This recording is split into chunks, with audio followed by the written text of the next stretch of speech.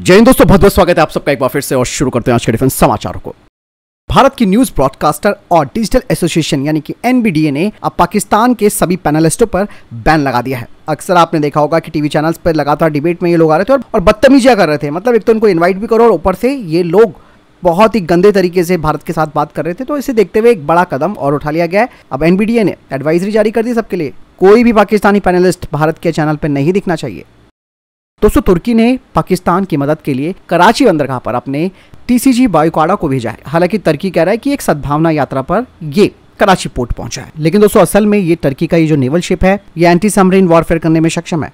सबसे खास बात यह कि ये स्टेल्थ क्षमताओं वाला जहाज है और भारी हथियारों से ये लैस है। अगर सद्भावना यात्रा पर पाकिस्तान तुर्की ने अपना ये जहाज भेजा है तो ये सब बताता है कि किस तरीके से तुर्की पाकिस्तान का सपोर्ट करने के लिए तैयार है। और पाकिस्तान को लग भी रहा है कि बहुत दिनों से भारतीय नौसेना काफी ज्यादा एक्टिव है, तो तुर्की ने अब अपना ये जहाज भेजा है जो कि कहीं ना कहीं भारत की जानकारी जुटाने की भी कोशिश करेगा और एक सपोर्ट देने का भी काम करेगा। दोस्तों, कहीं ना कहीं भारत में भी एक तरीके से हाई अलर्ट देखा जा रहा है।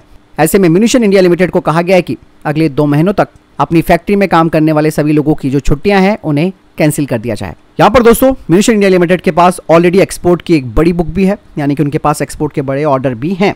और म्यूनिशन इंडिया लिमिटेड की करीबन 12 फैक्ट्रियां हैं जहां पर भारत एमुनिशंस को तैयार करता है।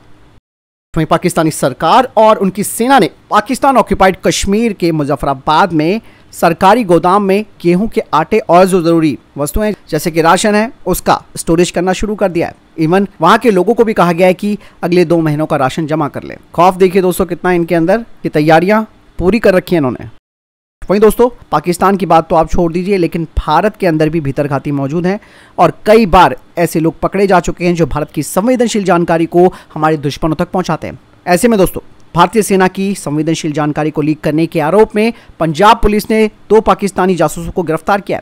इनमें से एक का नाम पालाक्षर मसी और दूसरे का नाम है सूरज मसी। और इन दोनों ही जासूसों को भारत पाकिस्तान बॉर्डर के पास अमृतसर के अजनाला में पकड़ा गया और इन्होंने अमृतसर में हवाई ठिकाने और जो भी हमारे सेंसिटिव इलाके हैं उनकी तस्वीरें पाकिस्तानी आईएसआई एजेंटों को भेजी है। वहीं दोस्तों अमेरिका की तरफ से एक बड़ी अपडेट सामने आई है। अमेरिकी राष्ट्रपति ट्रंप ने हाल ही में कहा था कि ईरान का जो तेल है उसकी सभी तरीके से खरीद जो है वो बंद होनी चाहिए और अगर इस तेल को कोई खरीदता है तो उस पर सैंक्शन लगाए जाएंगे। लेकिन दोस्तों हाल ही में पाकिस्तान की डीजी आईएसपीआर ने खुलासा किया है कि उन्होंने कम से कम 5 से 6 मिलियन लीटर ईरानी पेट्रोल और डीजल को अवैध रूप से पाकिस्तान में भेजा है और पाकिस्तान में ईंधन की तस्करी के लिए हर रोज 3200 से 3400 लीटर की क्षमता वाले लगभग 2000 वाहन और लगभग 1600 से 2000 लीटर की क्षमता वाली 1300 नावें इस्तेमाल की जा रही हैं। और ये पूरा का पूरा काम जो है वो पाकिस्तानी सरकार और उनके जो सुरक्षा अधिकारी हैं उनकी मिलीभगत से किया जा रहा है। अब ऐसे में अमेरिका कार्रवाई करेगा, ये सोचने वाला विषय है। वहीं दोस्तों डीआरडीओ ने लगभग 17 किलोमीटर की ऊंचाई पर इंस्ट्रूमेंटल पेलोड के साथ अपने स्ट्रेटोस्फेरिक एयरशिप का उड़ान परीक्षण सफलतापूर्वक पूरा कर लिया है। हवा से भी हल्का ये सिस्टम भारत की अर्थ ऑब्जर्वेशन और इंटेलिजेंस सर्विलेंस और रिकॉग्निशन क्षमताओं को बढ़ाएगा, जिससे कि भारत भी उन चुनिंदा देशों की लिस्ट में शामिल हो जाएगा जिनके पास ऐसी स्वदेशी क्षमता है और इसे specially Bharat China Pakistan border पर डिप्लॉय करेगा। वहीं SU-57 को लेकर एक और बड़ी अपडेट सामने आई है। रशिया को भी लग रहा है कि भैया भारत के पास कोई 5th जनरेशन का फाइटर जेट नहीं है, अमेरिका से वो लेने वाला नहीं है, केवल वो ही यहाँ पर एकमात्र ऑप्शन है भारत के लिए। और रशिया ने HAL की नासिक फैसिलिटी में SU-57 स्टेल्थ फाइटर जेट को डेवलप करने की पेशकश कर डाली है, जिसमें कि भारत निर्मित जो स्वदेशी प्रणालियां हैं उन्हें इंटीग्रेट किया जाएगा। इसके अलावा वो भारत को फुल ट्रांसफर ऑफ टेक्नोलॉजी भी करने के लिए तैयार है और मेक इन इंडिया इनिशिएटिव के तहत इसे बनाने के लिए तैयार है। खुद रशिया दोस्तों 2028 से 12 से 20 SU-57 का प्रोडक्शन करने के लिए तैयार है। अब ऐसे में वो भारत को जो अपील कर रहा है वो इस वक्त भारत के लिए भी सोचने की बात है, क्योंकि SU-57 के बारे में कहा जाता है कि यह स्टेल्थ, सुपर क्रूज और मैन अनमैन टीमिंग क्षमताओं वाला फाइटर जेट है। लेकिन यहाँ पर दोस्तों भारत के लिए एक परेशानी और है। अमेरिका का जो कैटसा सैंक्शन है वो भारत पर लग सकता है। इसके अलावा पेमेंट को लेकर अभी दोनों देशों के बीच बातें पूरी तरीके से सुलझ नहीं पाई हैं। तीसरा सबसे बड़ी बात यह है कि अभी भी MRFA टेंडर के लिए जो कंपटीशन है वो चल रहा है। क्या इसमें राफेल को चुना जाएगा या फिर किसी और को, ये भी अभी संदेह बना हुआ है। लेकिन यहाँ पर जहाँ तक जो डिफेंस एक्सपर्ट्स हैं उनको ये लगता है कि भाई जब भारतीय वायुसेना ऑलरेडी FGFA प्रोग्राम से अपने हाथ पीछे खींच ली थी तो ऐसे में राफेल जैसे एक प्रूवन प्लेटफॉर्म को ही प्राथमिकता दी जा सकती है। ऐसे में SU-57 के लिए शायद भारत नहीं जाएगा। वहीं दोस्तों भारत ने अपनी नेकलेस ऑफ डायमंड्स की रणनीति को मजबूत करते हुए हिंद महासागर क्षेत्र यानी कि इंडियन ओशन रीजन में चाइना की स्ट्रिंग ऑफ पर्ल्स का मुकाबला करने के लिए मॉरिशस के अगलेगा आइसलैंड पर अपना स्ट्रैटेजिक मिलिट्री बेस स्थापित कर लिया है और मोजाम्बिक चैनल के पास स्थित इस बेस में बोइंग P-8I के लिए 3000 मीटर की हवाई पट्टी और नौसेना के जंगी युद्धपोतों के लिए एक गहरे पानी की जेटी भी शामिल है। यहाँ से भारत समुद्री निगरानी, एंटी सबमरीन वॉरफेयर और अपनी पावर को प्रोजेक्ट कर सकता है। बाकायदा भारत ने इसमें $87 मिलियन का इन्वेस्टमेंट भी किया है।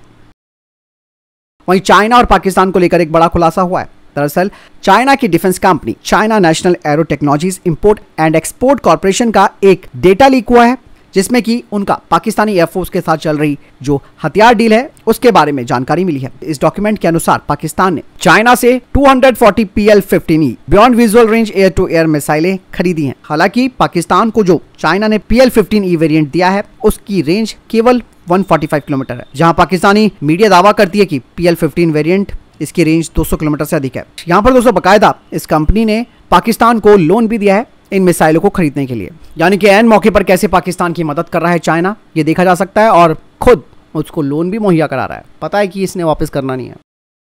वहीं दोस्तों पाकिस्तान के जो जासूस हैं वो भारत को लेकर काफी अलर्ट हो गए हैं और हाल ही में कई बड़े खुलासे हुए हैं जो बताते हैं कि कैसे इन पाकिस्तानी जासूसों ने भारतीय नौसेना के एयरक्राफ्ट कैरियर्स की आवाजाही को निशाना बनाया है। बाकायदा दोस्तों पाकिस्तान के खुफिया एजेंटों ने भारतीय नौसेना के अधिकारियों से भी बातचीत करने की कोशिश की।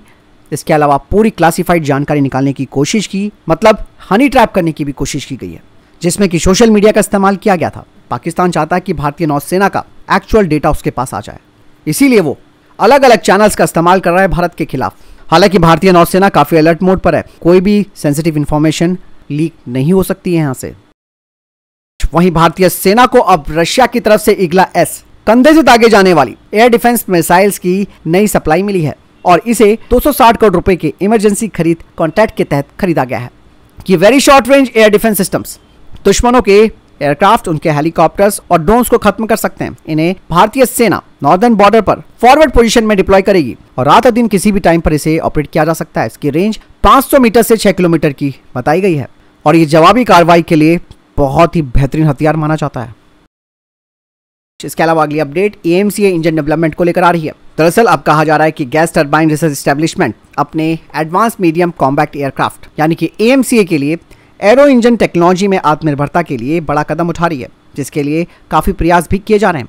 भारत का साफ तौर पर कहना है कि हमें अगर विदेशियों के साथ यानी कि फॉरेन कोलैबोरेशन के साथ इस इंजन को बनाना है, हमें 100% इंटेलेक्चुअल प्रॉपर्टी राइट्स चाहिए। इसके अलावा फुल ट्रांसफर ऑफ टेक्नोलॉजी भी चाहिए, जो कि ये बताता है कि भारत इंजन डिजाइन का मालिक होगा और इसे आगे अपने हिसाब से किसी तीसरे देश को भी बेच सकता है और बाकायदा इन इंजनों को इनहांस भी भारत कर सकता है। ऐसे में जो विदेशी दावेदार हैं उनमें रोल्स रॉयस, जिसने कि 110 से 130 किलोन्यूटन के 6th जनरेशन के इंजन की पेशकश की है भारत को, जिसे कि भारत के साथ को डेवलप करना चाहता है, वो काफी आगे चल रहा है क्योंकि वो हमें फुल IPR और TOT देने के लिए तैयार है। जबकि सफरन हमें 50% IPR देगा, वहीं G 90% ट्रांसफर टेक्नोलॉजी का वादा कर रहा है, लेकिन IPR पर उसका अधिकार रहेगा। भारत चाहता है कि AMCA 2035 तक किसी भी तरीके से तैयार हो और ये 5.5 जनरेशन का एक स्टेल्थ फाइटर जेट होगा, जिसे सुपर क्रूज और डायरेक्टेड एनर्जी हथियारों जैसे भविष्य की क्षमताओं के लिए डिजाइन किया जा रहा है।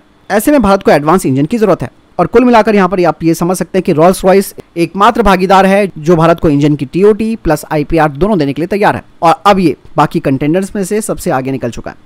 अब भारत कब डील को फाइनल करता है ये बात समझने वाली है और सबसे बड़ी बात है कि भैया पैसा कि रोल्स रॉयस डील कितने में करेगा ये जानने वाली बात है।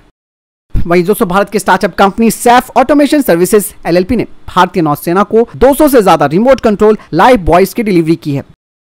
डूबते हुए आदमी को बचाने के लिए हमारा दूसरा एक प्रोडक्ट है जो हम लोग ने ऑलरेडी आईडेक्स में बना चुके हैं। That was a battery powered self propelled life boy which was developed under DISC 1 challenge and which is also presented to the Honorable Prime Minister and the Raksha Mantri by herself. So that is one stage wherein person को बचा के आप ship के पास लेके आते हो, फिर इससे उसको उठा सकते हैं। Yes, उसको उठा सकते हैं।